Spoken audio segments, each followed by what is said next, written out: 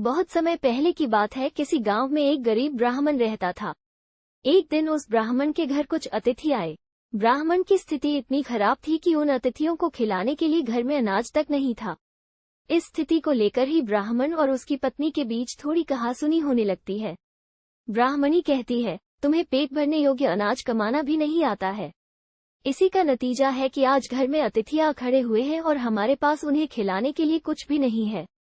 इस पर ब्राह्मण अपनी पत्नी से कहता है, कल कर्क संक्रांति है। मैं कल भिक्षा लेने के लिए दूसरे गांव जाऊंगा। वहां एक ब्राह्मण ने मुझे आमंत्रित किया है। वो सूर्य देव की तृप्ति के लिए कुछ दान देना चाहता है। तब तक जो कुछ भी घर में है उसे आदर सत्कार के साथ अतिथियों के सामने रखो। ब्राह्मण की यह बात सुनकर ब्राह्मणी कहती है, तेरी पत्नी होकर मैंने कभी सुख नहीं भोगा है। न कभी खाने को मेवा मिष्ठान मिला, न ही धन के वस्त्र और आभूषण। आज तू कह रहा है कि जो भी घर में पड़ा हो वो अतिथियों के समक्ष रख दो। जब कुछ है ही नहीं तो मैं उनके सामने क्या रख दूं? पड़े हैं तो बस एक मुट्ठी तिल, तो क्या अतिथियों के सामने सूखे तिल रखना अच्छा लगेगा? पत्नी की यह बात सुनकर ब्राह्मण कहता है, ब्राह्मणी, तुम्हें ऐसा बिल्कुल भी नहीं कहना चाहिए। कारण ये है कि इच्छा के अनुसार किसी भी मनुष्य को धन की प्राप्ति नहीं होती है। जरूरी है तो पेट भरना, और पेट भरने योग्य अनाज तो मैं ले ही आता हूँ। अधिक धन की चाहत अच्छी नहीं। ऐसी इच्छा का तुम्हें त्याग कर देना चाहिए। अधिक धन की इच्छा के चक्कर में मनुष्य के माथे पर शिखा बन जाती है। माथे पर शिखा वाली बात सुन ब्राह्मणी बड़े ही आश्चर्य से ब्राह्मण से पूछती है, अधिक धन की इच्छा में माथे पर शिखा हो जाती है?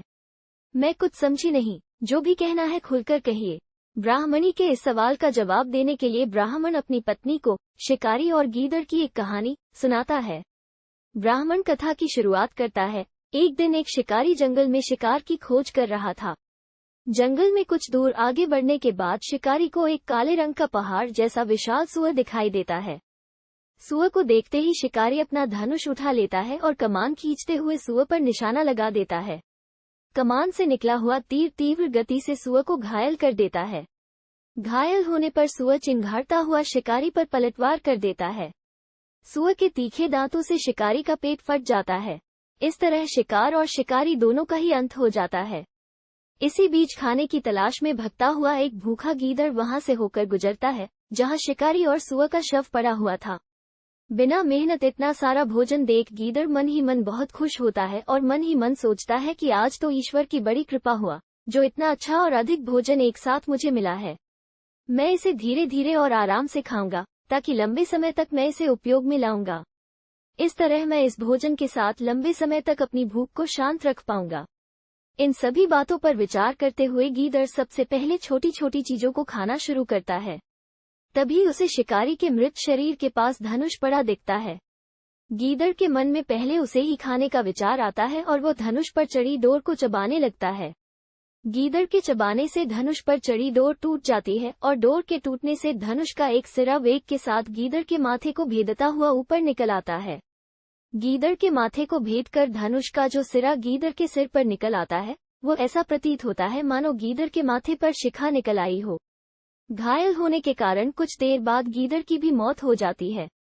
इतना कहते हुए ब्राह्मण कहता है, ब्राह्मणी, इसीलिए मैं कहता हूँ कि जरूरत से अधिक लोभ से माथे पर शिखा आ जाती है। ये कथा सुनने के बाद ब्राह्मणी कहती है, ठीक है, अगर ऐसी ही बात है तो घर में जो मुट्ठी भर तिल पड़े हैं उन्हीं को मैं अतिथियों को खिला देती हूँ। ब्राह्मणी की यह बात सुनकर ब्राह्मण संतुष्ट होता है और भिक्षा मांगने के लिए घर से बाहर निकल जाता है।